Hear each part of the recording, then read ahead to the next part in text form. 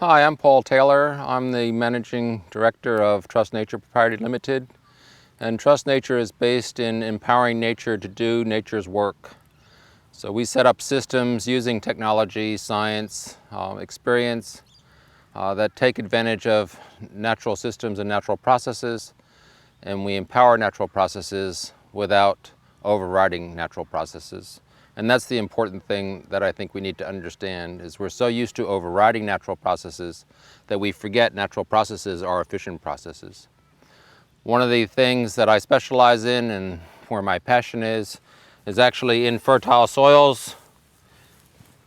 We actually have to realize that soils are alive, that your topsoils can be 30% living microorganisms, which means that microorganisms can equate to tens of tons of fertility in your productive soils.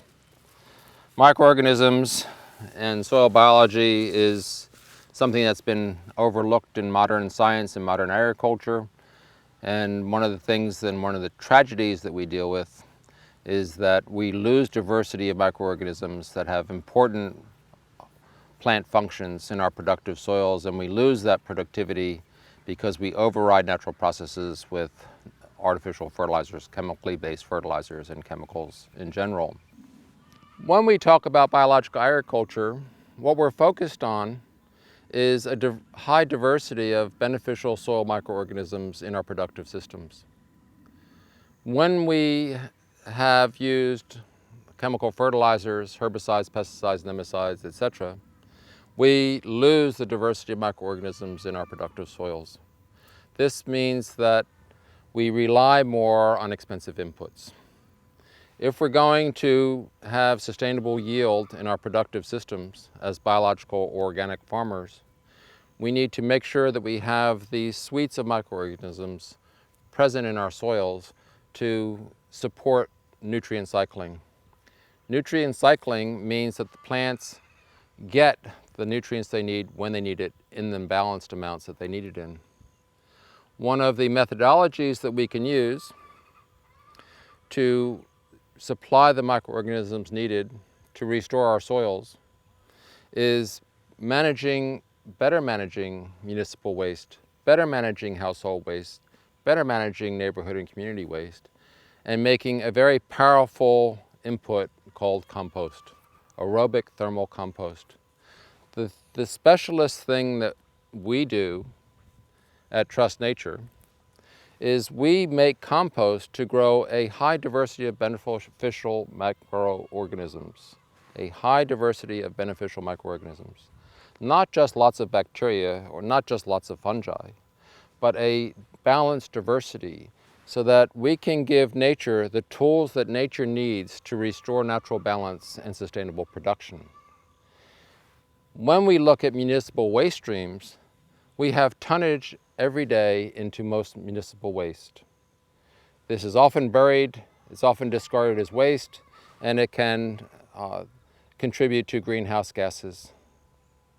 If we actually separated that waste at source and made community responsible for its own waste management, we could use that waste to make beneficial compost. Compost rich in a high diversity of microorganisms, so that we can close the loop in urban areas or close the loop in our food systems and grow vital food for vital communities and grow that food where the community is and have the nutrient base for that food as vital compost made from municipal waste. If we're going to use municipal waste as our nutrient source for agriculture, we not only are more responsibly managing that municipal waste, but we're also taking that waste and making it a remarkable resource for growing vital foods. This is not just cycling, not just recycling, this is really upcycling. So that we can actually use agriculture as a way to produce food for local communities and improve soil fertility in that agricultural landscape at the same time that we maintain profitable production as harvestable yield. Soil microorganisms are responsible for soil structure, they're responsible for nutrient cycling, they're responsible for the processes of the soil food web, and they're responsible for the soil's ability to accept and hold water. Without a vast diversity of microorganisms, we lose all these natural benefits. And when we lose natural benefits, it means that we have to support production through artificial or imported means, and that's expensive. When we're working with degraded soils, one of the first things that we want to do is make sure that we establish the trilogy of effects that are needed to rebuild those soils. And that trilogy consists of minerals, microbes, and organic matter. If we want to support nutrient cycling, and if we want to build our soil food web, which is responsible for nutrient cycling and responsible for reducing our input costs for productive systems, then we have to understand methodologies for growing beneficial soil microorganisms. What we do is we make a specialist compost rich in a high diversity of microorganisms, and then we, out of that source, we use that original compost to extend out and as a medium for growing just the pure organisms without being attached to the compost. What this means is that we can then have adequate number of organisms to apply to broadacre cropping. If we depended solely on compost, it would take vast amounts of compost to achieve this. If we want to restore the diversity of microorganisms needed in broadacre agriculture, we rely on something called soil probiotics, commonly known as specialist compost tea or actively aerated compost tea. Soil probiotics are rich in a high diversity of beneficial microorganisms. What we do and how we actually are able to apply this process is first we build what we call a mother pile of high quality compost. We test that compost under a microscope, make sure that the microorganisms are there in adequate diversity. Then we take small amounts of that compost and put it in a specialist machine called a Compost Tea Brewer. Remarkably simple process for being able to grow hundreds of thousands of beneficial microorganisms to literally thousands of millions in a 24-hour period. That's in a liquid form that we can add to our productive paddocks as a spray. Common agricultural processes can be modified adequately enough to be successful with this program.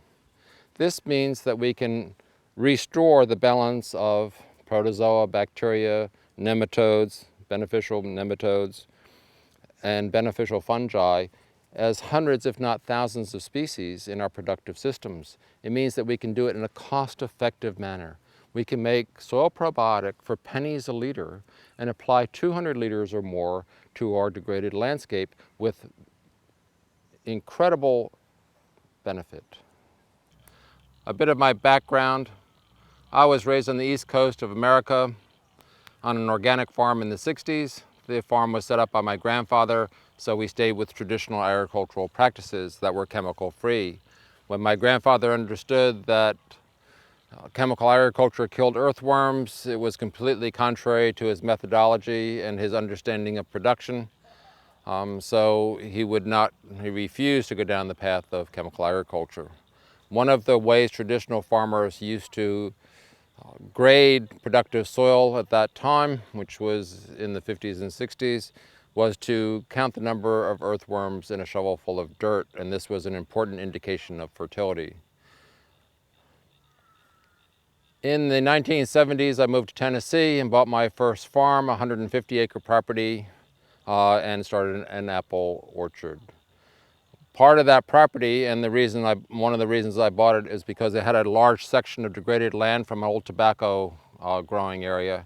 And I had to apply traditional knowledge and experience of my upbringing to that area of ground to restore it from basically a completely degraded parcel of land that wouldn't even grow weeds. That started me on the road to looking at properties, looking at land degradation, and looking at how to restore degraded land so that we can return non-profitable systems back to profitability. Over the next 10 years, I bought more than a dozen farms and returned them and restored them back into fertility and production. In that, I applied the traditional methods that I learned from my grandfather, and also, of course, more sciences, more diversity of understandings from other organic farmers and from the agricultural organic movement at the time. I now specialize in teaching permaculture and permaculture design, teaching soil biology, and making recommendations for improving soil fertility. One of the things that we can talk about in improving soil fertility is that we actually are focused on maintaining production while we increase fertility, and that's what I call sustainable. What we're trying to do and what we are succeeding in doing is using agricultural and gardening practices, horticulture, etc., as a means of restoring vital soils. We regularly put on a course. I teach a course here at Zaytuna Farms at Permaculture Research Institute every couple of months. It's a 5-day course. In that 5-day course, what we're focused on is how to grow food for free. How we can use municipal or community waste, backyard waste or household waste to make a high-value compost that is the nutrient source for fertile soils for growing food. I firmly believe that we have the science, we have the knowledge, and we have the experience to use agriculture as a way, as the path forward to restoring degraded land. And I also think that we have the responsibility to do just that.